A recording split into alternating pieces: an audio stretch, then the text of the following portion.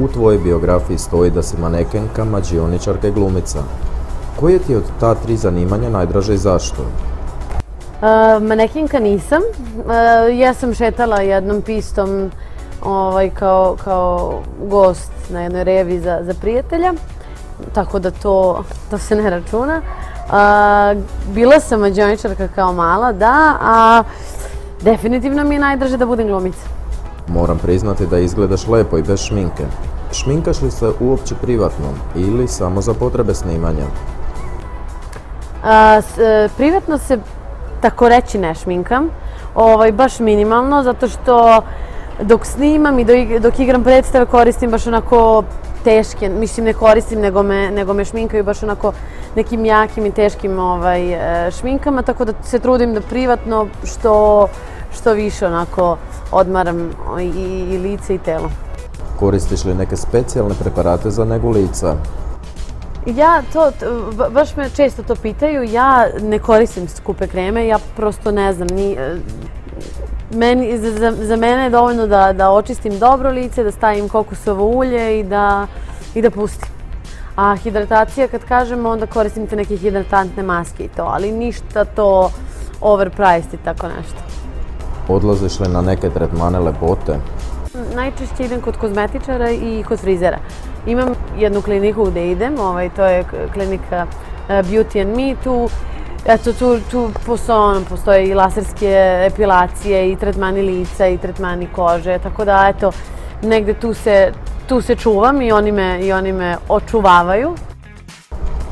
Moraju li današnje glumice biti prvo lepe, a tek onda talentovane da bi se bavile tim poslom? Ne smatram da je nužno potrebno biti lepa glumica. Smatram da je potrebno biti talentovana. Čekaj da stavimo u kremu. Vidi kako me više manje. Si normalno, bre, šta ti je snimi ovo? Ma evo ja, Nikola. Stavljaš mi? Da li je veći izazov glumiti pozitivne ili negativne likove? U seriji Istine i laži možemo da te vidimo u ulozi poprilično opasne devojke.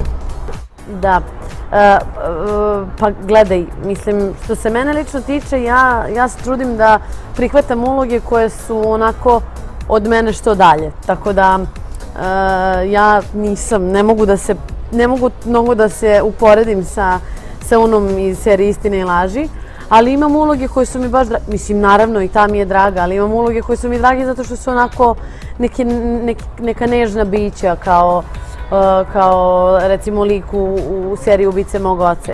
Ajde skidaj tu kurversku haljinu da ti ne bi bičem odrala. Za dobar izgled potrebna je i zdrava ishrana. Da li se i ti hraniš zdravo? Ja se zdravo hranim u smislu da nekako sam shvatila da mi ne prija toliko meso, tako da sam eto malo redukovala ishranu, malo sam izbacila meso i to mi dosta pomaže, ali prosto moj guilty pleasure je uvek slatko, tako da ja od toga ne mogu da pobegnem nikako. Vratimo se malo na lepotu. Današnje devojke izgledaju veoma slično, no ti čini se nisi pokleknula pred trendovima.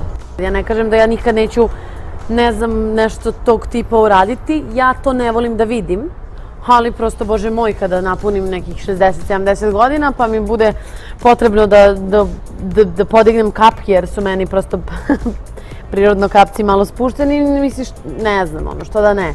Ali prosto nisam ljubitelj, ne bih punila usne, ne bih radila silikone, prosto ne, mislim, ne osuđujem, ali ne bih.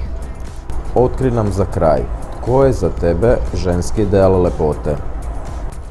Monika Bellucci. Zbog čega? Zato što Monika Bellucci, prosto ona kad se pojavi, ona je